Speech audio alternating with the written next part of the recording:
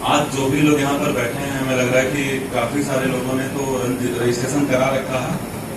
कितने लोग हैं जो लोग अभ्युदय योजना के तहत अब क्लास लेने के लिए पंजीकरण करा चुके हैं? जरा हाथ खड़ा करें तो बच्चों से बात कर लीजिए। फिर लोग कहीं से बाहर से क्लास करके आए हैं, वाजीराम से या फिर विजन से या दृष्टि से, या फिर सेल्फ स्टडी में काम करें, एसएससी का कंपटीशन हो या फिर लोअर पीसेस के या फिर अपर पीसेस के या आईएएस के, लगभग सारे एग्जाम में एक चीज कॉमन होती है, जीएस सब जगह पूछा जाता है। और जो पहले एसएससी और वनडे के एग्जाम्स में मैथ, रीजनिंग, हिंदी, अंग्रेजी अलग से पूछा जाता था, अब वो सीसैट के फ्लैग के नीचे वो भी चीजें पूछी जा रही है। कुल मिला के अगर आप यूपीएससी को बेसिस बना के तैयारी कर रहे हैं तो आपके लगभग उससे नीचे के सारे कंपटीशन, जिसमें सभी वनडे के एग्जाम भी, लोअर पीसेस के और bank, SSC, high even pieces तक का एग्जाम सारे कवर हो जाते हैं। तो कम से कम एक बार सबसे पहले हिम्मत करके अपने लक्ष्य को बड़ा रखते हुए यूपीएससी की तैयारी तरफ कदम आप लोग बढ़ाइए। परिणाम जो भी हो, आपको पहले दिन से कोशिश यही करनी है कि आपका लक्ष्य बड़ा रहे, उसी के हिसाब से उसी स्तर की मेहनत की जाए। तो कम से कम कोई बहुत बड़ा लक्ष्य नहीं, लेकिन एक जिंदगी को सही तरीके से एक अच्छे नागरिक बन के जिया जा सके, वैसी कोई न कोई सफलता आपके हिस्से में जरूर आएगी। आज तक कभी ऐसा नहीं हुआ कि यूपीएससी कहीं आपका सिलेक्शन 3, 4 साल, 5 साल तक में अवश्य हो जाता है, बशर्ते आपको अपना लक्ष्य, अपना उद्देश्य, अपना एम, अपना लक्ष्य को बड़ा बनाए। आईएएस बनने के बारे में सोचें, उससे नीचे का बिल्कुल नहीं। दूसरा, जब आप आईएएस बनने के बारे में सोच लेते हैं तो उसके साथ साथ आपको फिर उसी स्तर की मेहनत आपको चाहिए होगी, क्योंकि आईएएस बनने के बाद आपको 24/7 काम करना है। आपको हर समय अपने दिमाग को खुला रखना है। एक जिले की कमान दी जाती है आपको उस लेवल का अपना आईक्यू लेवल बनाना होता है, वो आप मेहनत से कवर कर सकते हैं। आपको भी 10-12 घंटे कंटिन्यूअस पढ़ाई अगर आप कर रहे हैं तो आप आईएएस के लिए सही रास्ते पर जा रहे हैं। उसके बाद फिर इम्पोर्टेंट पार्ट होता है इसका एक अच्छा गाइड का होना, जो कि अभ्युदय के अंतर्गत आप पढ़ने जाएंगे तो आपको डीएम सर, जीरो सर भी महीने में 1 से 2 बार आपको मिलेंगे। इस लाइब्रेरी में पढ़ने आए हुए प्यारे प्यारे बच्चों और मीडिया के बंधुओं, देखिए मैंने 4-5 जनपदों में देख लिया है, इतना अच्छा जो यहाँ पे कि इंफ्रास्ट्रक्चर है, मुझे नहीं लगता कि इतना अच्छा इंफ्रास्ट्रक्चर कहीं पे भी आपको जो है मिल जाएगा पढ़ाई करने के लिए। इतने व्यवस्थित रूप से आपको डेस्क, बेंच, सब कुछ यहाँ पे इतना अच्छा है। तो सबसे पहले अभी आपको एडीएम साहब ने बहुत ही विस्तृत रूप से बताया कि क्या आपको करना चाहिए, किस प्रकार से आप लोग अपना लक्ष्य बनाइए। लक्ष्य के लिए आप लोग अपने मेंटर्स को चुनिए, मेंटर्स को चुनने के बाद किस प्रकार से लगातार अच्छे स्टडी मटेरियल को आप लोग यूज करेंगे तो एक अच्छा नतीजा आएगा। उन्हीं बातों को आगे बढ़ाते हुए मैं बोलूंगा कि कभी हम सब लोग जितने यहाँ पे आज टेबल की तरफ बैठे, हम भी आप ही की तरह जाते थे और लोगों की बातें सुनते थे, उसमें से जो हमें सबसे अच्छा लगा उसको अपने टाइम के हिसाब से, जब हम लोग पढ़ते थे तब इतना फोन वगैरह का प्रचलन नहीं था, क्लासरूम स्टडी ज्यादा होती थी। तो मैं आपसे वही 2-4 चीजें ही दोबारा से रिपीट करूंगा, हो सकता है कई बार आपने सुनी भी हो, लेकिन मेरा आपसे यही कहना होगा कि सबसे पहले अगर आपको किसी भी दिन लगे कि आप किसी बोझ के तहत पढ़ाई कर रहे हैं तो फिर आपका रिजल्ट नहीं अच्छा आएगा।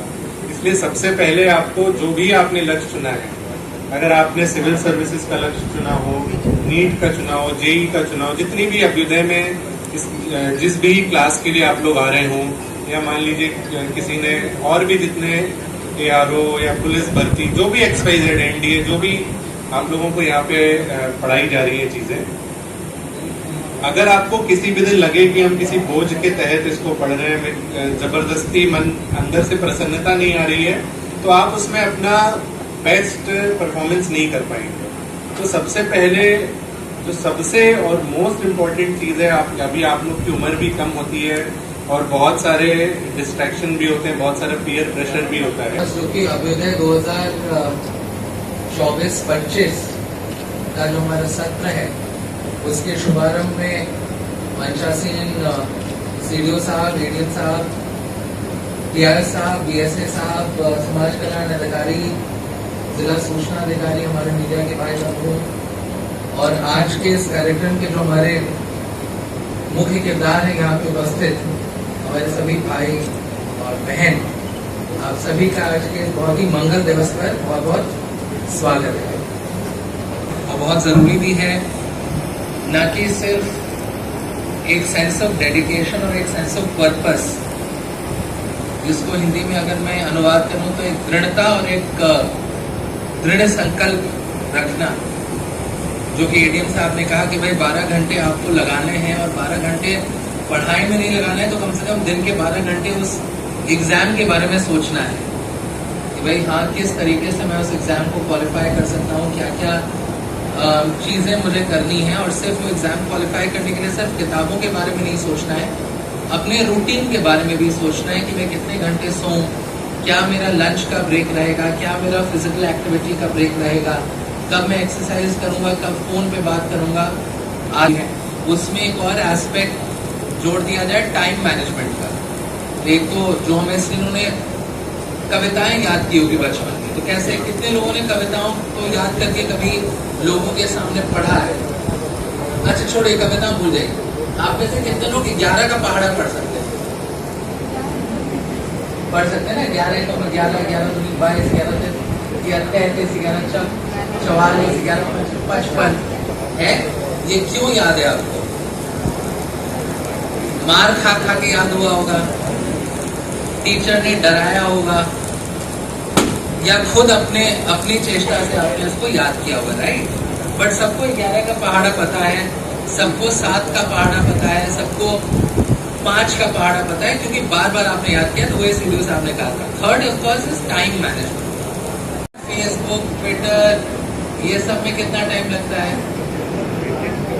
औसत 1 घंटा 1.5 घंटा, तो 4 और 1.5 5.5, 16 में 5.5 10.5 घंटे बचे। फोन पे बात करने में कितना टाइम लगता है?